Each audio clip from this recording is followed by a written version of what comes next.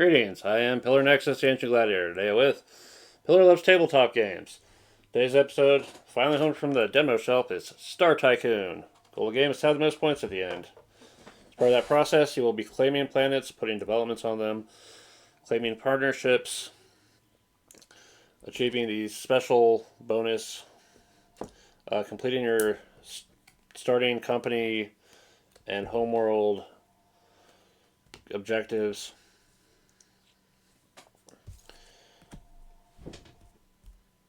and maybe getting points from extra stuff as well.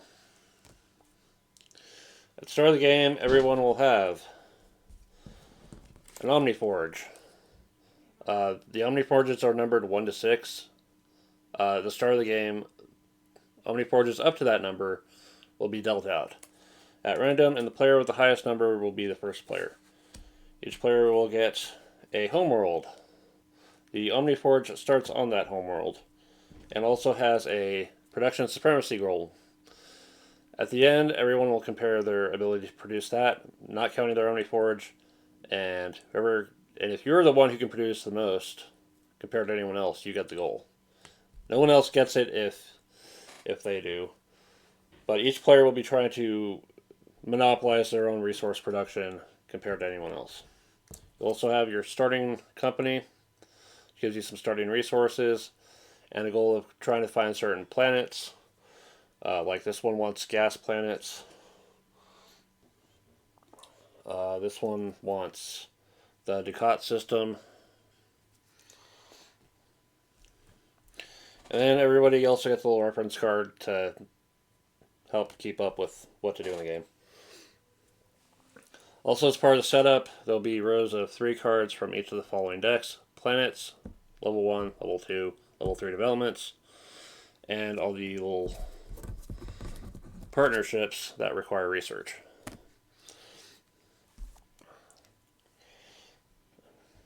The first player will take their first turn when it gets to the player turns part of the round. So, at the start of the round, if it's the second, third, or fourth round, there'll be an event drawn.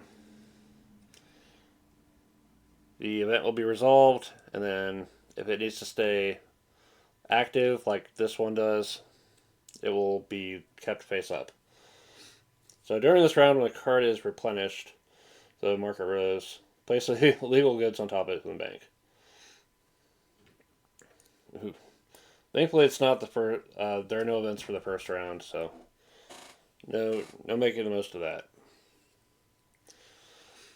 All right, and then everyone will get their production as part of the setup for the game. Everyone should get their Omniforge production, but in general, every little blue box with a little factory symbol is going to be what you're getting at the start of the round. They'll put resources into the economy. And then, starting with the first player, they take their first turn. For your turn, it's 3 actions. After you've done your 3 actions, that's the end of your turn. The next player will take their turn. When everyone's done 3 actions, that's 1 turn. And then they take their second turn, their third turn, and then it goes to the end of the round stuff, which will be everyone discarding down to 7 tokens. Anyone with illegal goods cannot discard them. Also, any resources discarded at this point in time will drop the market.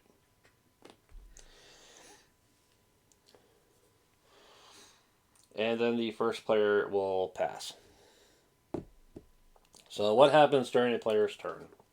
They can do the following things. Purchase a card from a full row or reserve. So if you spend one of your actions to claim a planet, you're not getting another planet this turn unless you do the refresh as your second action. Or, well, actually, refresh doesn't work that way. Never mind. You're going to be buying 1 card from a given row at most.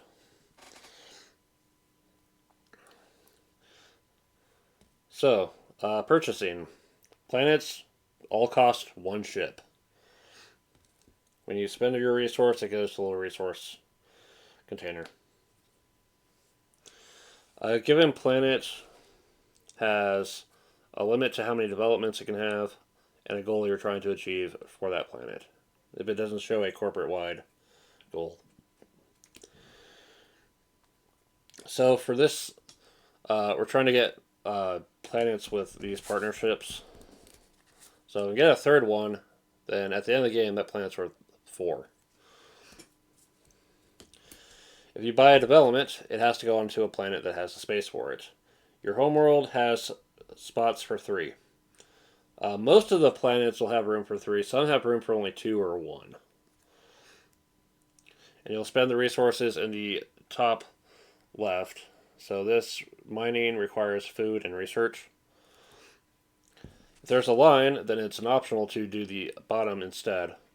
So instead of paying the energy and research for the refinery, you can spend an illegal good. Some things will have a bonus action at the top right. So when you buy this, you do the thing that's up there. So it'll let you steal one from someone else.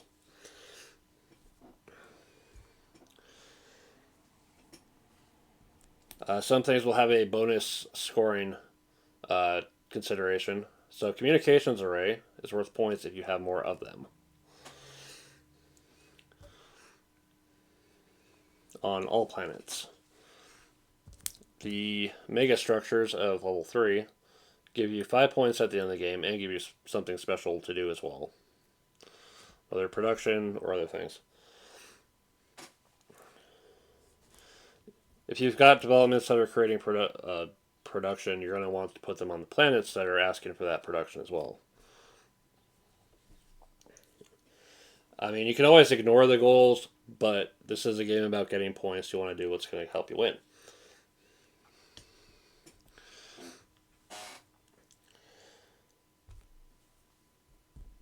You can trade. You can do 2 transactions with the galactic market.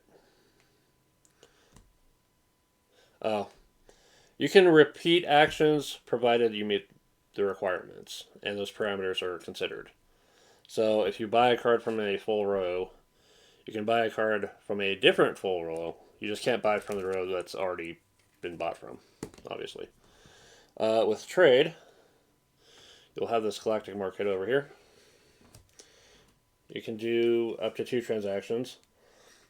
So let's say I want to sell a ship. I sell a ship. It gets me 1 energy. And then that goes over to its X side. So I cannot buy or sell ships again this turn. Alternatively, let's leave that off for a sec. I could spend the energy that I just got to buy something from something else. So we're going to buy a research. So that energy goes away. I get my research, and it goes to my collection. At the end of my turn, these will flip back. So the next player can mess with the market. If I do, in the exact same turn, another trade action, I can only affect 2 other things out of these remaining 3. I cannot affect these until my next turn. So I'm going to go and reset that. It's possible to sell enough stuff to make it cheap to buy a whole lot of them, or to buy enough to make it very expensive, very, very worthwhile to sell your stuff. The good old push and pull of the market.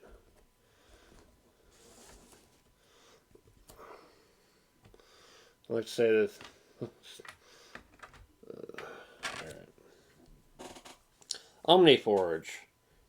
If you are really pressed for resources, you can just get your Omniforge Forge production. Get your resources and then take another action to trade and get yourself out of a really bad bind.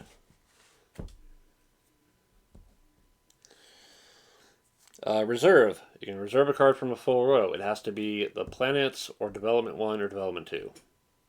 And again, it has to be full. There's no reserving anything below this point. If you already have a card reserved, you return it to the top of the deck when you reserve the new card.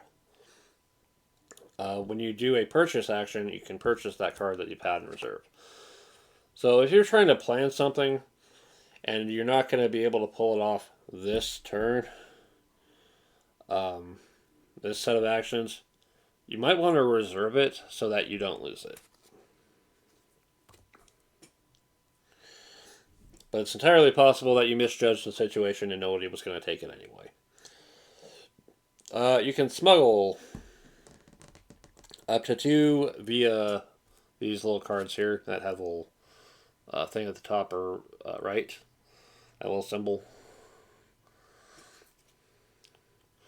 So, if you use them while you own it, or it's out here, it doesn't cost you anything extra. If you use someone else's smuggling development, it costs.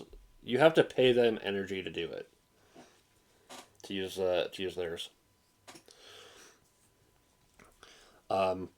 Anything that involves buying or selling goods with the smuggling symbol does not affect the market at all. So with this, you can spend 1 and just buy something. If something has gotten horribly expensive in the main market, you might want to do that. This is how you buy and sell illegal goods. And something you want to be paying very close attention to is the fact that illegal goods are shaped differently from a regular resource. So things that let you use one of any resource, you can't do with the illegal goods.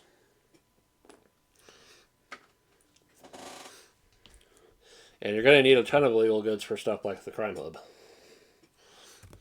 Have fun getting that. Refresh. Any full row of cards. So that's the one I misjudged on what it is. Good thing I'm figuring this out now. So all of these will go to choose a row and all the cards go to the bottom. And then pick the top 3 cards of the deck go out. You can still purchase from the row if you have another action available. It's entirely possible nothing matches up with the plan you're trying to accomplish. Refresh the row, see if you can buy it. Finally, not counting against your actions, but something you can still do is get a bank loan. You can always, on your turn, just get 5 energy. But at the start of your turn after production, you immediately have to pay 1 energy. And if you don't have the energy to pay, they take your Omniforge production instead. If you still have a loan at the end of the game, it's -5 points. However, on your turn, you can return 5 energy and clear the loan.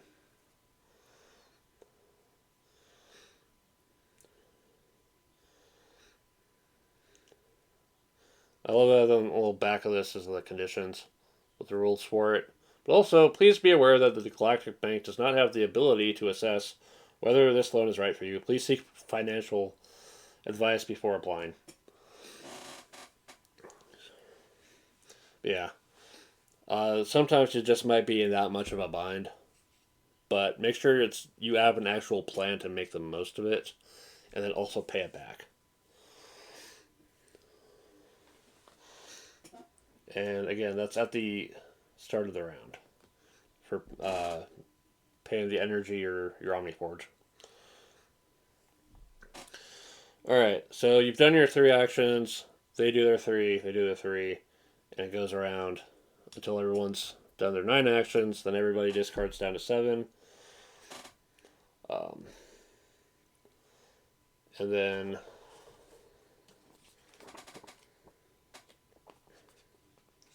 the first player moves. Eventually, it'll get to the end of the game. At that point, you probably don't need to worry about moving this, because it'll be the end of the game. There's no round after this, unless we'll get to the variants later.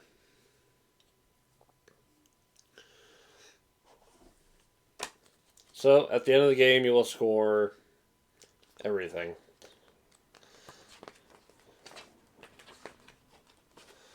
So again, you'll look at if you've got the right planet types or system to get that bonus. You'll compare your production of that type of resource, and if you have more than anyone else, not counting your Omniforge, you get that bonus. So I need more resource production. So one of the things I might want to look into is cycling through this, finding the planets that generate the research, and try to get those on this planet, or buy into one of these other planets and try to get research onto that to help with that objective. You'll score the other planets that you get as well. Your communications arrays, you'll count the radars across all planets and get the points based on how many you have. I believe it only counts, we count the communications array bit once. So, let me see. These are not scored per communications array, but as a single total. So if you have 4 of them, you get 9, not 36. Partnerships.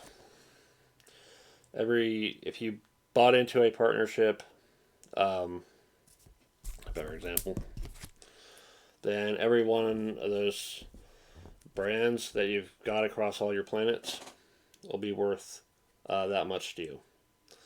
So let's say I got the third one I needed for this planet, but that's also all that I got for this brand, and I partnered up with them, then I would get 4. Or not 2. You really have to go long-term planning for the partnerships. Any mega structures you have will be worth their points. 5.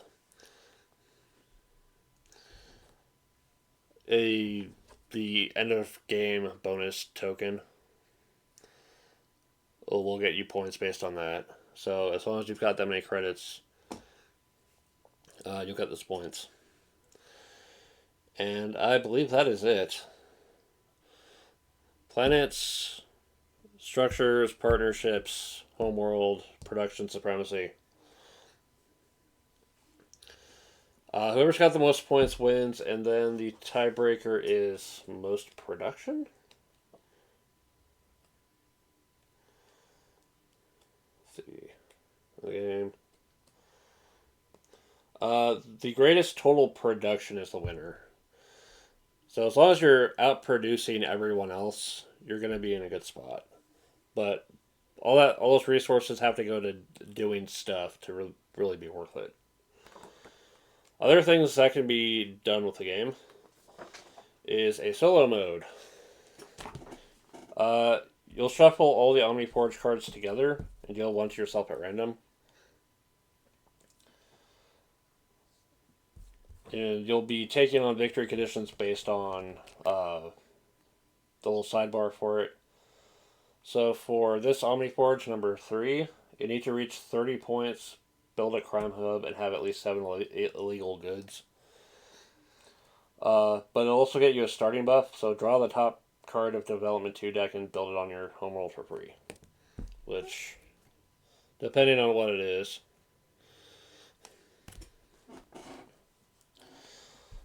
can be helpful. Players can barter tokens and cards in reserve, but your card in reserve will go to that other player's reserve. It's possible to play the game with 6 players. The game comes with 6 Omniforges, 6 Homeworlds, and 6 reference cards, and the 6 bank loans. The one thing that will have to change is instead of starting with your choice of 3 companies, you start with 2. Yeah, normally you've got 3 options, because there's 12 company cards. At more than 4 players, I believe it gets cut down to 2 each.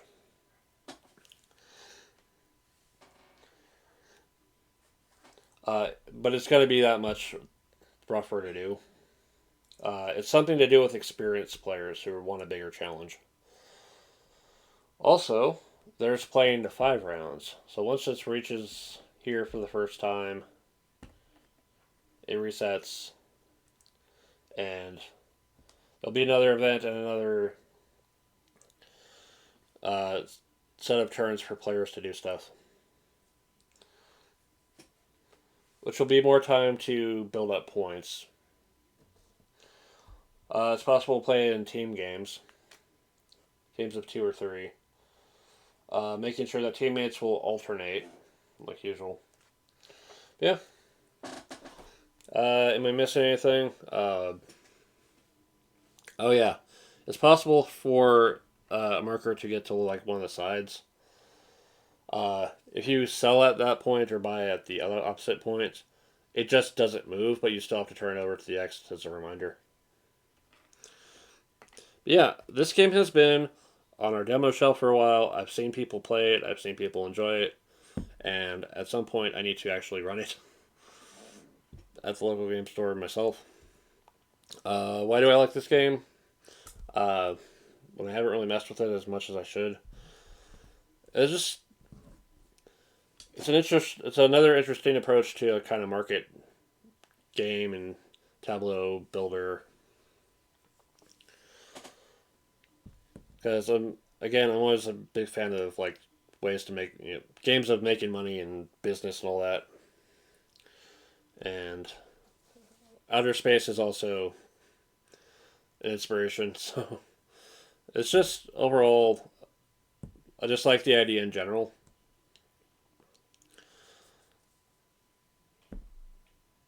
Am I missing anything else? Oh yeah, partnerships. I think I forgot to mention you can only buy them one per turn. If you signal early what you're trying to do, then other people are going to try to stop you that way. But you may have to do so just to make sure no one else tries to do the exact same thing. But yeah, this was released not too far back, so it should be fairly well available. So if you get a chance, if you like outer space business like I do, check it out. Thank you very much. It's been Pillar, and I'll see you next time.